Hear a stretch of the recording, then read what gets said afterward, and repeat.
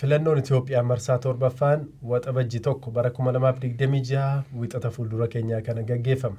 Kanaafis hojiin mana mootummaas ta'e kaan cufa akka ta'e mootummaan dursee ibsee jira. Filannoo kanarratti namoonni miiliyoona 50 ol galmaa'anii akka jiran boordiin filannoo Itoophiyaas beeksisee jira. Kun immoo lakkoofsa kana duraarraatii baay'ee guddaadha. Bara 2021 lakkoofsi namoota galmaa'anii filannicha irratti hirmaatanii miiliyoona 38 ol akka ta'e gabaafamee ture. Egaa filannoo barana gaggeeffamu kanarratti eenyufaatu akka taajjabbiitti dhiyaata? Taajjabbii isaanis haala akkamiitiin raawwatu? Filannoon kun haqaa fi bilisa ta'uusaa akkamiin gabaasa dhiyeessu kan jedhu isinitti himna. Waa'ila koo hiikaa fi tasaa isin wajjiniitiin turraa nu waliin tura. Tolee, qabxii jalqabaa kan taasisnu filannoon yeroo gaggeeffamu biyyoota adda addaa keessattis ta'e kan Itoophiyaa jechuudha. Qaamoleen taajjabbiif dhiyaatan biyya keessaaf biyya alaa ni jiru. Barana filannoo Itoophiyaa kana taajjabuudhaaf eenyufaatu qophaa'ee jira, gabaasa kan dhiyeessanis ni jiru kan jedhurraa ta'e eegallaa hiikamee nuuf kaase. Tolee, Zalaalam egaa akkuma jettee filannoo wixata dhufurratti qaamoleen akka taajjabdootaa ta'anii dhiyaatan ni jiru. Kan biyya keessas kan biyya alaas jechuudha.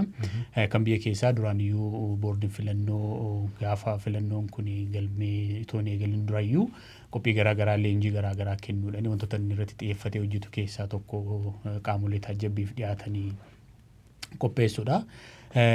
Kana biratti dabalatee immoo qaamoleen idil addunyaa keessumaa filannoo biyya tokkoof gaggeeffamu keessatti gaafa hawaasni idil addunyaa dhufee filannootti gaggeessatu irratti hirmaatu waan agarsiisu baay'ee qaba jechuudha. Guyyaa sana maaltu gaggeeffama, akkamitti taajjabu kan jedhu osoo hin kaasin dura barbaachisummaan humti taajjabbiitu maalidhaa fi keessumaa immoo qaamni idil addunyaa taajjabaa ta'e gaafa biyya kee dhufu bu'aansa maalii maal agarsiisaa kan jedhu haa ilaallu.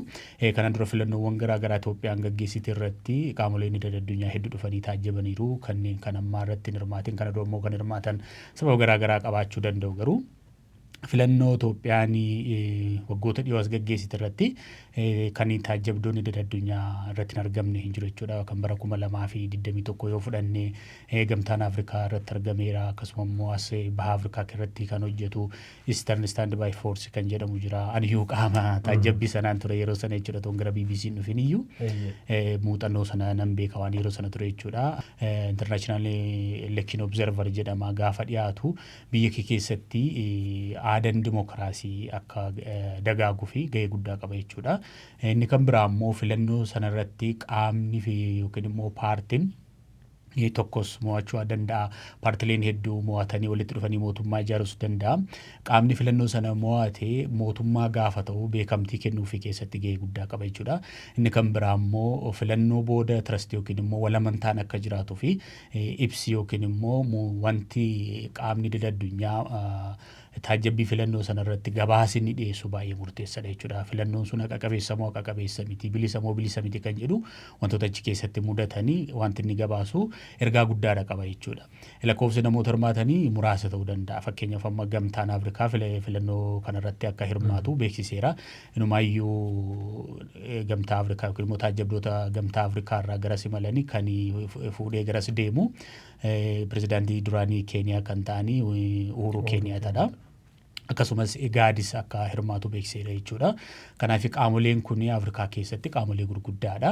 Keessumaa immoo gamtaan Afrikaa biyyoota Afrikaa hundumaa kan of jalatti hammatu waan ta'eef gamtaan Afrikaa filannoo Itoophiyaa irratti hirmaatee taajjabu jechuun ergaa guddaa qaba. Akkamitti qaamoleen idil addunyaa akkamitti filannoo biyya tokkoo taajjabu gaafa jennu bifa lamaan jechuudha. Inni tokko long term observation kan jedhamu jira. Filannoon sun itoo hin qaqqabin dura namoota muraasa gara biyya sanaatti erganii qophiin akkamii akka gaggeeffamaa jiru, paartileen meeqa akka dorgomanii, hubannoon akkamii akka kennamaa jiru, akkasumas ajandaan akkamii ka'aa akka jiru, filannoodhaaf wantoonni haalli mijataan ni jiraayi, mootummaan biyya sanaa filannoo sana akkaataa ofii ta'utti immoo akkaataa paartileen hundumtuu irratti hirmaatan kan inni gaggeessaa jiru, akkasumas immoo boordiin filannoo yookiin immoo biyyoota garaagaraa keessatti election commission jedhama yookiin immoo komishinii filannoo jedhama biyya biraa keessatti. Itoophiyaa keessatti immoo boordii filannoo jedhama. Boordiin filannoo suni qophii akkamii gochaa jira kan jedhu kana hunda qo'atu jechuudha. Yeroo baay'ee gamtaan Afrikaa dursee namoota baay'ee namoota muraasa nama 2-3-4 isaa ta'u kutaalee Itoophiyaa garaagaraa keessatti ji'a 2 ji'a 3 torban muraasafis ta'uu danda'a dursee ergee sana booda gabaasa achirraa fudhaturraa ka'ee dippiloomentii yookiin immoo obzerveeshinii Sarumaatu guyyaa filannoo itti gaggeeffamu sanaa fi qophii taasisa jechuudha. Kanaaf qaamni addunyaa tokko yookiin immoo international observeriin tokko gaafa biyya kee dhufu filannoo irratti gaggeessitu irratti hirmaachuuf gaafa dhufu wantoonni inni qo'atu baay'eetu jira jechuudha. Fakkeenyaaf amma rakkoon nageenyaa yoo jiraate naannoo kamiidha red area kan jedhamu naannoon rakkoo fakkeenya Itoophiyaa keessaa kaaba Itoophiyaa Tigraayitti filannoon akka hin gaggeeffamne boordiin filannootu beeksiseera. Kana biraan naannoo Amaaraa naannoo Oromiyaa keessa bakkeewwan lolli itti gaggeeffaman jira. Aanaaleen yookiin godinoonni filannoon itti gaggeeffamne ni jira. Kanneen dursanii qo'atu jechuudha qaamoleen kun. Kanaaf maal godhu area of deployment yookiin immoo naannoo irratti namoota bobbaastu dursitee filatta jechuudha. Bara 2021 ani yeroo namoota biyyoota 10 irraa kan walitti dhufan gara nama 27 or 26 akkasumatti fakkaata fuunee kan deemne. Kanaaf naannolee namootatti bobbaasuudhaaf mijatoo ta'an filannoo itti gaggeeffamuu danda'u dursinee waan qorannee fi naannoo sanarratti namoota kan dippilooyi goone naannoo Amaaraa naannoo Beenshaangul fa'aa naannoleen ati qaqqabuu hin dandeenye jira jechuudha.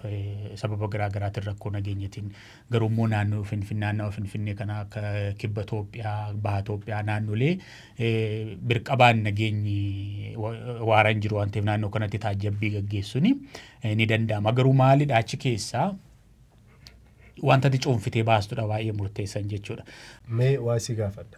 Qaamoleen taajjabdoota idil addunyaa ta'an kun gaafa gara biyyaa deeman qaama mootummaa wajjinitti wal arganii ni mari'atu moo ofumaa of danda'anii socho'u? Fakkeenyaaf gabaasa isaanii irratti dhiibbaa fa'aa qabaachuu hin danda'u. Wantoota akkasii kanaaf of eeggannoo akkamii fa'aa taasisu? Egaa inni biyyaa fi qaama idil addunyaa deemu sanarratti hundaa'a jechuudha. Fakkeenyaaf amma aadaa kana dura turre fakkeenyaaf kan bara 2021 irratti hirmaadhe irratti bajeta mataa keenyatiin deemna of dandeenyee deemna garuu immoo hayyama mootummaa Itoophiyaatiin gara san kan deemnu jechuudha. Dursinee ministeera dhimma alaa Itoophiyaan ni beeksisna achi boordii filannoo Itoophiyaa irraa hayyama argachuu qabna. Akkasumas immoo abbaa taayitaa miidiyaa Itoophiyaa yookiin immoo Media Authority Itoophiyaa wajjin akkamittiin akka hojjechuu dandeessu dhaabbilee siviilii garaa garaa wajjin walii barreessite jechuudha. Jalqaba boordiin filannoo Itoophiyaa hayyama sii kennuu qaba jechuudha. Akka dhattee maal gootaa hayyama baajin yookiin immoo waraqaan eenyummaa yeroodhaaf sii kennama jechuudha. Guyyaa achi keessa turtuu fi xalayaan ministeerri dhimma alaa Itoophiyaa beekamtiin sii kenna akkuma jirutti ta'e garuu immoo boordiin filannoo Itoophiyaa yoo si heeyyame malee bakka kamiyyuu deemtee taajjabuu hin dandeessu jechuudha. Bakka irraa dhufte sana mallattoo ittiin beekamtu jira. Fakkeenyaaf amma gamtaan Afrikaa taajjabdoota gaafa bobbaasu wayyaatti uwwisuu jalqabee alaabaa gamtaa Afrikaa konkolaataa isaan irratti wantoota gamtaa Afrikaa mul'isan taajjabdoota gamtaa Afrikaa ta'uu isaanii wantoota mul'isanii uffattee deemuu qabda. Koofiyyaa keewwattu jaakkeettiin keewwattu jira akkasumas konkolaataa ittiin deemtu irratti alaabaan gamtaa Afrikaa jira. Isa qabattee deemuu qabda. Eenyu akkati taatee beekamuu qaba. International observerii ta'uun kee beekamuu qaba jechuudha. Ittaansee guyyaatti filannoon gaggeeffamu sana dursitee fakkeenyaaf amma naannoo Amaaratti taajjabdoota 10 ramadda yoo ta'e naannoo Oromiyaatti taajjabdoota 15 ramadda yoo ta'e akkasumas kibba Itoophiyaatti taajjabdoota 5 ramadda yoo ta'e dursitee bakka sana deemuu qabda jechuudha. Filannoonni wixata gaggeeffamu yoo ta'e jimaata kaastee namoota kee garasitti bobbaasuu qabda jechuudha dursitee deemtee. Akka daganiin maal gochuu qabu taajjabdoonni kuni ani taajjabaa ta'e iddoo akkasiitiin dhufe qaama akkasiitirraan dhufe ittee dursitee akkuma achi geessini waajjira poolisiitti dhaqxee of beeksisuu qabda. Eenyummaa kee erga baramee booda sana booda naannoo sanatti guyyaa filannooti kaastee ganama sa'aatii 12 kaastee gaafa waraqaan yookiin immoo saanduqni filannoo banamu sun jechuudha dhaqxee arguu qabda jechuudha. Otoo namoonni sagalee kennuu hin jalqabin bakka jalqabatti dhaqxee taajjabdu sana argamuu qabda jechuudha sa'aatii 12 dura. Sana booda gaafa namoonni sagalee kennuu jalqaban saanduqi boordiin filannoo dhiyeesse sun banamee humtuu sagaleen kan keessa hin jiraanne kan sana namni kan sagaleen kennin ta'uusaa erga mirkaneessitee booda daqiiqaa 20fis ta'uu danda'a 30fis ta'uu danda'a akkaataa dhaabbata taajjabbiif deeme irrattidha kan hundaa'u daqiiqaa 20 fakkeenya akkaataatti namoonni dhufanii dhattee hin daawwatta hin taajjabda akkaataa seera boordiin filannoo baase sanaatiin namoonni sagalee kennaa jiru sagalee kennuu namootaa wanti jeequ jira wanti nageenya naannoo sana booressu jira sochiin namoota naannoo sana jiran maal fakkaata fakkeenyaaf amma qaamni mootummaa tariitii namoota biraa fakkaate yookiin immoo qaamni nageenya namoota siviilii fakkaate sagalee kennu jira yookiin namni tokko si'a lama deebi'ee yerootti sagalee kennu ni jiraata kan jedhu hin taajjabde jechuudha. Omaan dubbattu taajjabdee teessee fakkeenyaaf paartilee mormituu keessaa eenyutu dhiyaate namoonni paartilee mormituu taajjabdoota biyya keessaa namoota meeqatu achi jira dhaabbilee siviilii keessaa taajjabdoota ta'anii namoota meeqatu achi jira kan jedhu hin ilaalta. Itti aansitee immoo sochii nageenya naannoo sana humnoonni nageenyaa meetira meeqa naannoo sanarraa fagaatanii jiru. Tariitii dargaggoota naannoo sana jiranii haraas godhu yookiin immoo dhiibbaa irratti gaggeessu namoonni sagalee isaanii qaama biyya bulchuuf yookiin immoo paartii biraatiif guyyaa sanatti ilaalama akkasii filadhaa akkasitti filadhaa jedhee namni agarsiisu ni jira. Dhiibbaa filannoo irratti wantoonni geessisan ni jiru kan jedhu kana taajjabda jechuudha guyyaa sana. Innumaayyuu kanaan dura muuxannoo gara biraatiin kan hin arginu ni jira iddoo taajjabbii kanarratti gabaasaafis taajjabbii biraafis jalqaba irra barii hoggaa deemanii korojoon sagalee keessa buusan uummanni sun qullaa ta'uusaa banamee jalqaba irraa argisiifama. Taajjabdoota achi jiranitti taajjabdoon uummata keessaa filaman ni jiru kan paartilee wal dorgoman bakka buufatan ni jiru. Isaan biratti immoo obzervaroonni yookaan qaama alaati warri dhufa intarnaashinaali warri ilaalanis akka carraa yoo jiraatan isaanitti isin argisiisama. Sana booda sagaleen kennamuun jalqaba. Dhiibbaawwan amma jedhaman kunneen warratti kaaste kun akkuma jiranitti ta'e fakkeenyaaf guyyaa filannoo irra duula filannoo gaggeessuu hin danda'amu. Fageenya dhiyooras ta'e fagoorra dhaabbattee paartii kana filadhaa mallattoo kana filadhaa jettee argisiisuun illee hin danda'amu. Kun dhorkaadha jechuudha guutummaatti. Dhumarratti gaafa sagaleen kennamee dhumu immoo sa'aatiin itti dhaabbachuu qabu.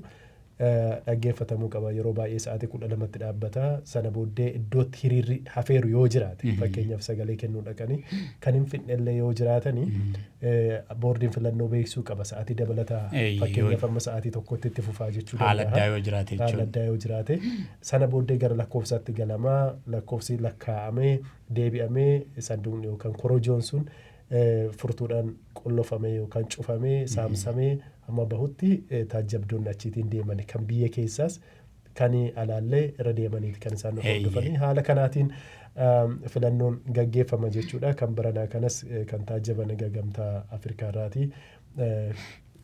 Kaleessa achi galaniiru gabaasas dhiyeessanii jiru. Qaamoleen kaanis akka deeman ibsamaa ture. Kana dura gamtaan Awuroopaafas yeroo hirmaataa ture yeroo ni jira. Barana haga ammaatti odeeffannoon dhaga'amee jiru. Taajjabbiin kana fakkaata. Garuu gabaasni hawaasni idil addunyaa kuni iddoowwan muraasa irraati taajjabeeti kan inni gabaasa walii gala dhiyeessu. Kaan immoo qaamolee siivilii biyya keessaatti taajjabbiif bobbaafamantu filannicha qaqqabeessaa yookaan rakkoo qaba jedhee gabaasa dhiyeessa jechuudha akka walii galaatti.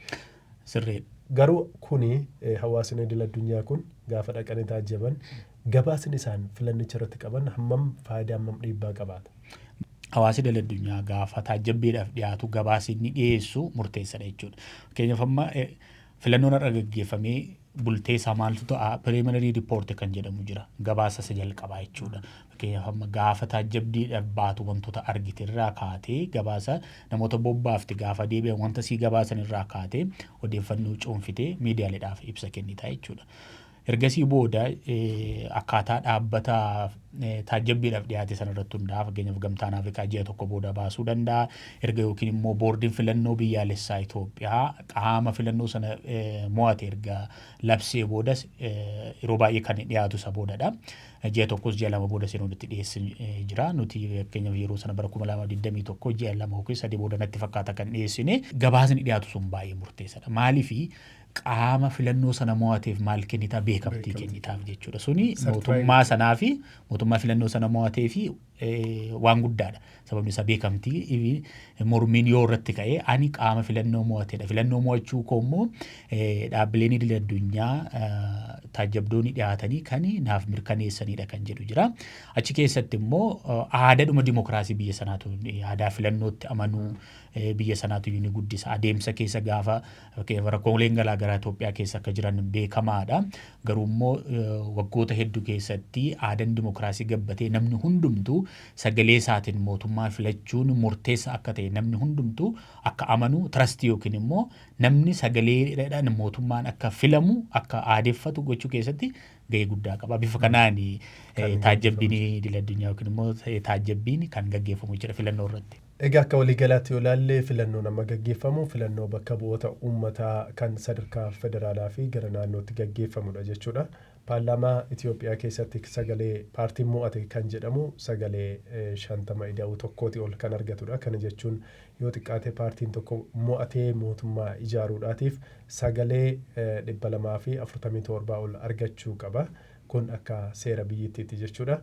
Bara kana Itoophiyaan rakkoowwan adda addaa gidduu taateeti filannoo gaggeessaa kan jirtu. Rakkoo nageenya naannoo Amaaraa, naannoo Tigraay akkasumas naannoo Oromiyaa keessa bal'inaatiin mul'ataa jira. Garuu haalli filannicha gaggeessuuf dandeessu jira jedhee boordiin filannoo Itoophiyaa beeksisee jira. Uummata miiliyoona 7 ol kan qabdu naannoo Tigraay keessatti guutummaatti hin gaggeeffamu. Bara 2021 filannoon idilee akka waliigalaatti biyya wajjiniitiin achitti hin gaggeeffamne kan addatti gaggeessan irraatiin kan hafe jechuudha. Iddoowwan kanaan dura osoo filannoon hin gaggeeffamin ture boodarra sagaleen itti kennames ni jira. Egaa akka waliigalaatti Itoophiyaan filannoo marsaa 7ffaa kana wiixata dhufu kan gaggeessitu ta'a jechuudha. Bu'aan filannichaa immoo torbanoota yookaan ji'a keessatti kan beekamu ta'a jechuudha.